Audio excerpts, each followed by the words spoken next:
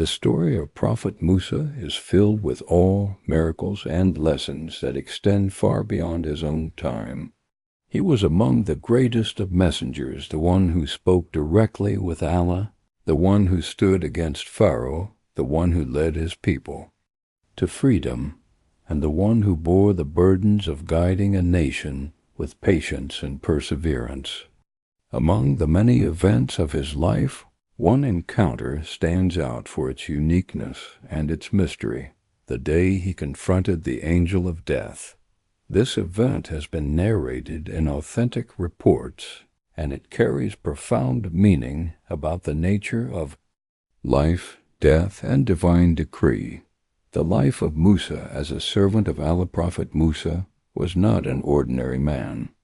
Chosen by Allah to confront the mightiest tyrant of his time, he was granted miracles that shook empires, his staff turning into a serpent, his hand glowing with light, the sea splitting for his people. He spoke directly with Allah on Mount Sinai, and his heart bore both the weight of revelation and the pain of a rebellious nation. His story is mentioned frequently, for his life embodies the struggle between truth and falsehood.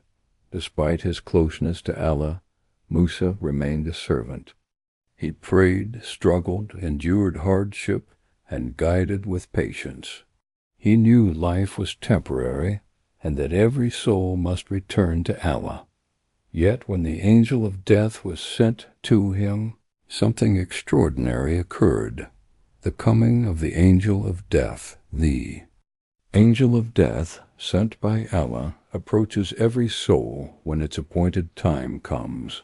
No king, no prophet, no ordinary man can escape this moment. It is the decree written before creation itself. The angel does not act on his own will, but follows the command of Allah with precision. When the time of Musa approached, Allah sent the angel of death to him.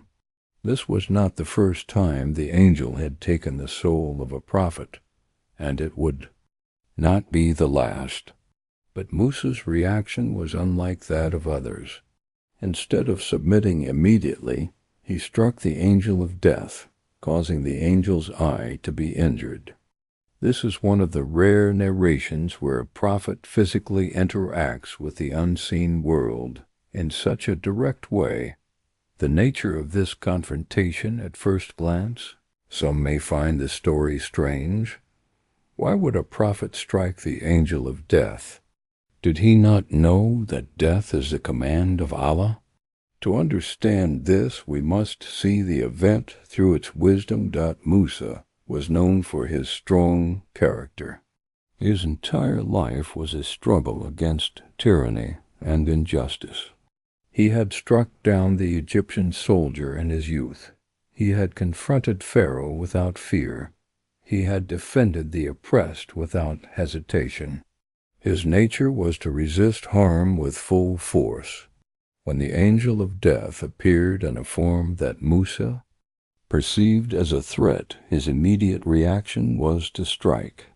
This was not rebellion against Allah, but rather the natural response of one whose entire life was lived in defense of truth and resistance to harm. Furthermore, Musa had not yet been given clear command that his time was complete. A prophet does not resist Allah's decree knowingly, but in this moment, the angel's approach was met with the natural strength of Musa's character. The angels returned to Allah after being struck. The angel of death returned to Allah and complained. He said, "You have sent me to a servant who does not want to die." Allah, in his wisdom, restored the angel and sent him back with a choice for Musa. The angel conveyed to Musa, "Allah gives you the choice. If you wish, you may live longer. If you wish, you may return now to him." This was a unique honor, for not all prophets were given such a choice. It was a sign of Musa's closeness to Allah, that his life and his death were both matters of divine honor and consideration. Musa's response to the choice. When given the choice, Musa asked, "My Lord, what then?" The angel replied, "If you live longer, you will still face death. But if you return now, Allah has prepared for you a high station in the hereafter." Musa then said, "If the end is death regardless, then let it be now with you." This response shows the depth of Musa's wisdom. Though his initial reaction was to resist, when the truth of the decree was made clear, he accepted with full submission. His life had been a life of struggle, and his death was to be one of surrender to Allah. Lessons in this encounter. This event contains many lessons. Death is inevitable. No matter how long one lives, death is certain. Even if granted more years, the end is the same. Musa realized this and chose what was with Allah over what was temporary. The angel of death acts only by command. He does not act on his own will, but is an agent of Allah. Musa's striking of the angel was not a rejection of Allah, but a moment of human reaction to the unseen. Life and death are honors for the believers. For prophets and the righteous, death is not humiliation, but transition to eternal honor. Musa was shown his place in the hereafter, and he accepted it gladly. Strength of character and submission. Musa's life was marked by strength, and his death was marked by submission. Both qualities together reflect the balance of a true servant of Allah. The wisdom behind the story. This story may seem unusual to some, but its authenticity is established in reliable narrations. The wisdom behind it is profound. It teaches that even prophets are tested in their final moments, that their human nature remains, and that ultimate submission to Allah is what defines their greatness. Musa's strike was not defiance but instinct, and his acceptance afterward was not hesitation but wisdom. Allah honored him by allowing him the choice, and Musa chose what every believer hopes to choose, to return to Allah willingly, with trust and surrender. The aftermath. Musa's soul was taken by the angel of death, and he passed into the mercy of Allah. His grave remains hidden, for Allah himself buried him in a place unknown to mankind. This was to protect his resting place from those who might worship it or defile it. It was an honor unique to Musa that Allah took charge of his. The burial. The Prophet Muhammad, peace be upon him, later said that during his night journey he saw Musa standing and praying in his grave. This shows that even after death, the prophets remain in a special state of honor and devotion. In the first part, we explored the extraordinary moment when the angel of death approached Prophet Musa, how Musa reacted with the strength that had defined his life, and how Allah granted him the honor of choice between extending his years or returning immediately to him. Musa's eventual surrender to Allah's will taught us that even the greatest of prophets, despite their human instinct, ultimately embraced submission. Now, in this second part, we continue the reflection, looking deeper into the nature of death, the angel of death's role with believers and sinners, and the lessons Prophet Muhammad, peace be upon him, shared about preparing for the inevitable. The angel of death. A servant of command, the angel of death does not act from his own will. He is a servant of Allah, following precise commands regarding the appointed time of every soul. From the moment a person is conceived, their lifespan is written. Neither kings nor prophets can extend or shorten it, except by the decree of Allah. This is why the Quran reminds us that when the fixed term arrives, no soul can delay it, and no soul can hasten it. When Musa struck the angel of death, it did not alter the decree. Allah's wisdom in sending the angel back with a choice was not to suggest that Musa could escape death, but to highlight the dignity of a prophet and the lesson for mankind. Even the strongest of men cannot resist death, but the way we meet. It reveals our truth. The angel's approach to the believers, Prophet Muhammad, peace be upon him, explained that when the angel of death comes to a righteous believer, he is not terrifying. He comes with angels of mercy, bringing fragrance and light. They sit near the believer, comforting him, saying, "Do not fear, do not grieve, rejoice in the paradise you were promised." The angel of death then says, "O good soul, come out." To forgiveness and mercy, the soul departs gently, like a drop of water slipping from a vessel dock. This was the honor given to prophets most of all. Their deaths were not punishments, but transitions to eternal reward. Musa, despite his initial strike, was given a death of dignity. Allah himself honored his burial, concealing his grave from mankind. The angel's approach to the sinners for those who lived in arrogance and heedlessness, the angel of death comes in a different form. He arrives with angels of punishment, faces dark and stern, carrying claws of fire. They say, "O wicked soul, come out to the wrath of Allah." The soul resists, clinging to the body like thorns tearing flesh. It is dragged with pain, as a reminder that the rejection of truth in life leads to hardship and death. This contrast shows the mercy of Allah toward the righteous and the justice of Allah toward the arrogant.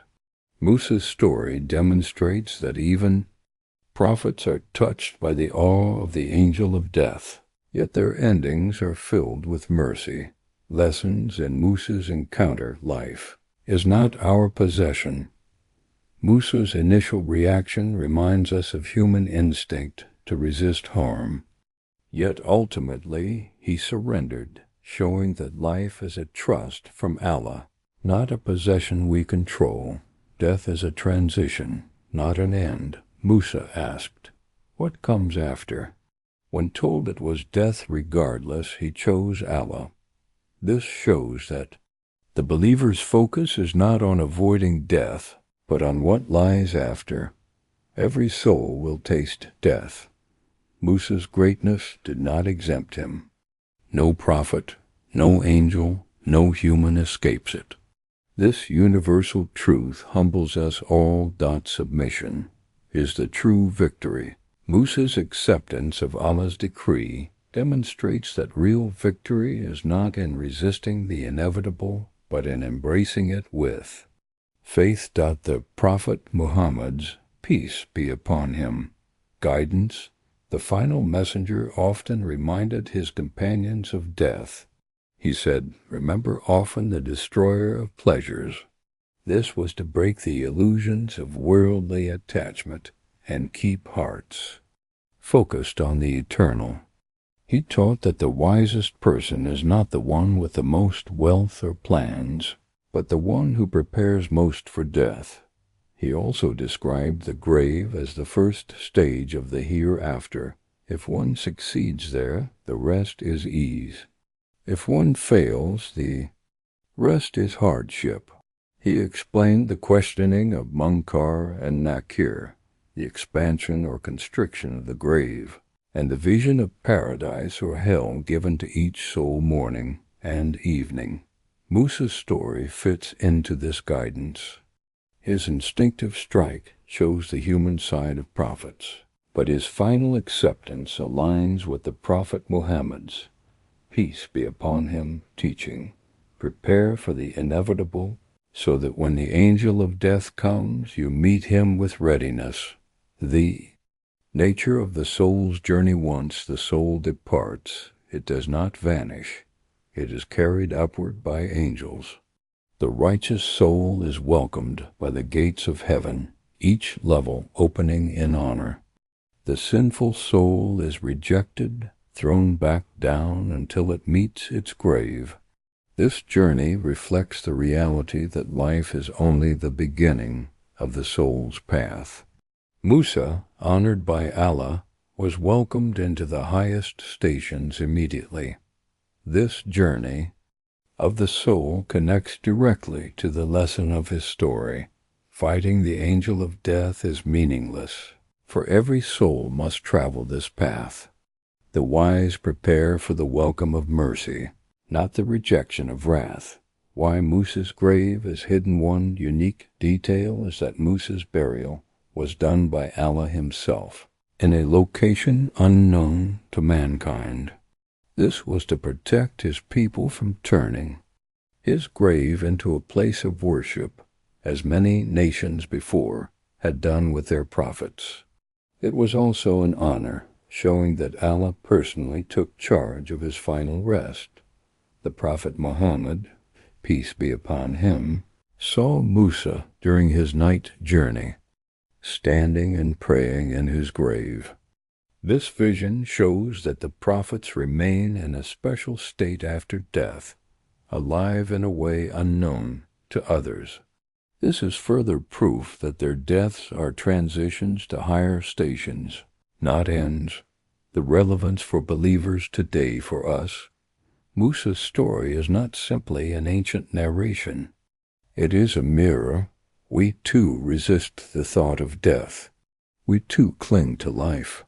But we must learn from his submission that death is not to be feared as destruction, but to be prepared for as a meeting with Ahl-e-Bait. Every believer will face the angel of death. How that encounter unfolds depends on how we lived. If we prayed, fasted, gave charity, stood with justice, and loved truth, then angels of mercy will greet us. If we ignored Allah, oppressed others, and followed only desires, then angels of punishment will arrive. In the first part, we learn how the angel of death approached Prophet Musa and how Musa struck him, reflecting his fierce character and lifelong habit of resisting harm and oppression. Allah then honored him with a choice: to live longer or to return immediately. Musa chose to return to Allah, realizing that death was inevitable and that the real destination lay in the hereafter. In the second part, we reflected on the angel of death's role with believers and sinners, the Prophet Muhammad's, peace be upon him, teachings about death, and the journey of the soul after leaving the body. Now, in this final part, we will continue from there, looking at how Musa's encounter ties into the larger reality of resurrection, the role of prophets on the Day of Judgment, how death itself will be brought to an end, and the ultimate conclusion for mankind. Musa's death and his legacy. When Musa finally surrendered to the decree of Allah, his soul was taken with honor. His grave was hidden, as Allah himself arranged it, to prevent his people from turning it into a shrine or distorting his message. Musa left behind a legacy of courage, justice, and devotion. His life had been a constant struggle against tyranny, and his death was a reminder that even the greatest of prophets must surrender to Allah's will. But Musa's story does not end with his burial. Like every prophet, his role continues into the hereafter. On the Day of Judgment, the prophets will be called as witnesses over their nations, and Musa will stand among them, testifying to the truth he conveyed and the rejection or acceptance of his people. The day of resurrection, when the final trumpet is blown, the earth will split and graves will release their contents. Mankind will be gathered, barefoot and unclothed, trembling before the majesty of Allah, On that day, even the prophets will be concerned for their nations. The Quran describes the terror of that gathering, a day when wealth and children will not benefit. Only a sound heart will save. The Prophet Muhammad, peace be upon him, explained that on that day, people will seek intercession. They will go to Adam, to Nuh, to Ibrahim, to Musa, to Isa, each asking for help. Each will excuse themselves, until finally they will come to Prophet Muhammad, peace be upon him, who will intercede for humanity. When they come to Musa, he will remind them of his own experience of striking the angel of death and of the burdens he carried for his people. His intercession will be for his followers, just as every prophet will stand for his own nation.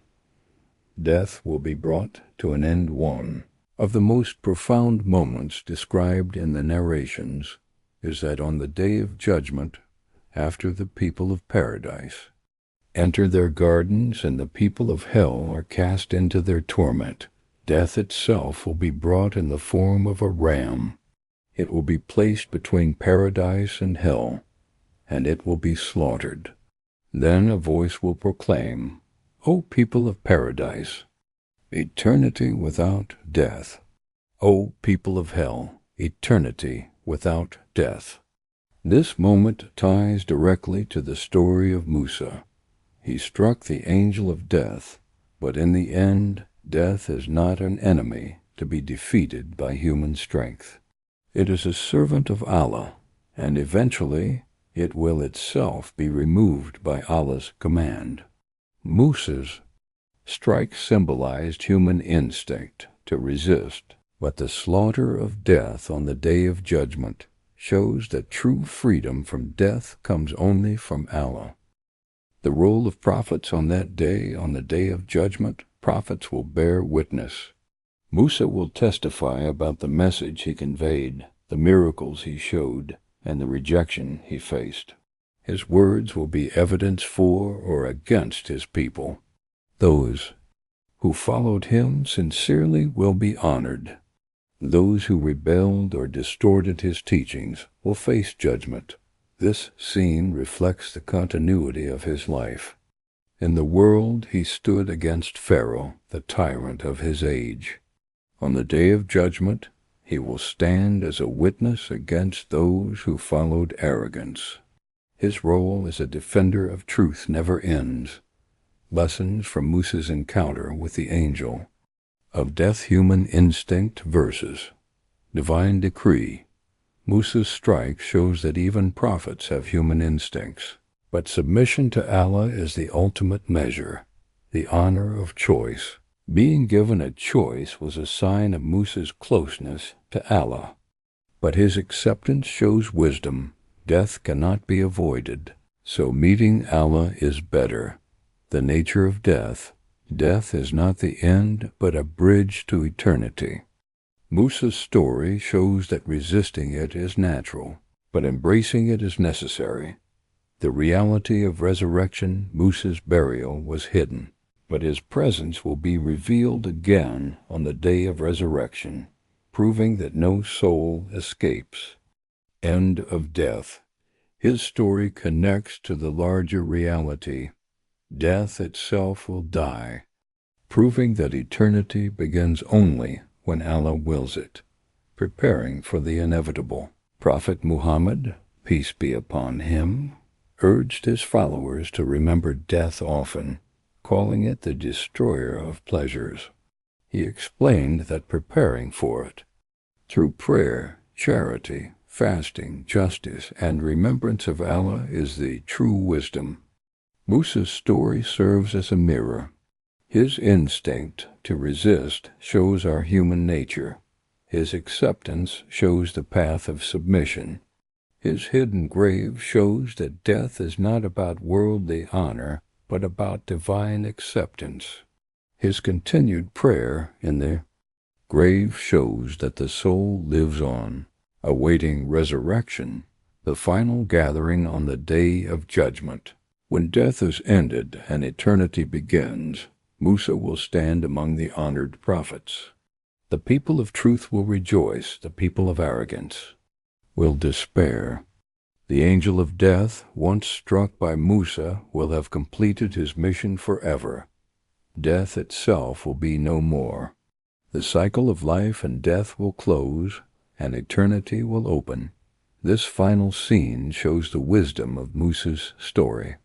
His confrontation was not rebellion, but symbol, a symbol of mankind's resistance, a symbol of the inevitability of death, and a symbol of the surrender that every soul must eventually embrace. The story of when Prophet Musa stood against the angel of death is more than a narration of the past. It is a timeless lesson about life, death, and eternity. In Part 1, we saw the moment of confrontation and the honor of choice.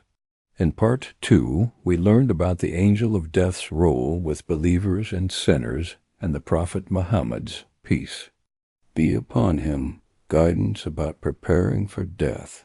In this final part, we connected Musa's story to the resurrection, the end of death itself, and the eternal destiny of every soul. The conclusion is clear. Death is not an enemy to defeat, but a command to embrace. Musa's instinct to strike reflected our human fear, but his surrender reflected true faith. Death is a bridge to eternity, and only those who prepare will cross it in peace. On the day of judgment, death will be ended, and eternity will begin. The people of paradise will rejoice forever. The people of hell will despair forever. Musa's story is a reminder that our task is not to escape death, but to prepare for it, to live with justice, patience, and faith, so that when the angel of death comes, we meet him with readiness. If a prophet like Musa trembled at the approach of death, then surely we too must take it seriously. If he surrendered with wisdom, then surely we too must surrender with faith. The lesson of his story is not fear, but preparation, to live each day as though the angel of death could arrive, and to meet that moment with the certainty that what lies ahead is not destruction, but the eternal mercy of Allah for those who believe and strive.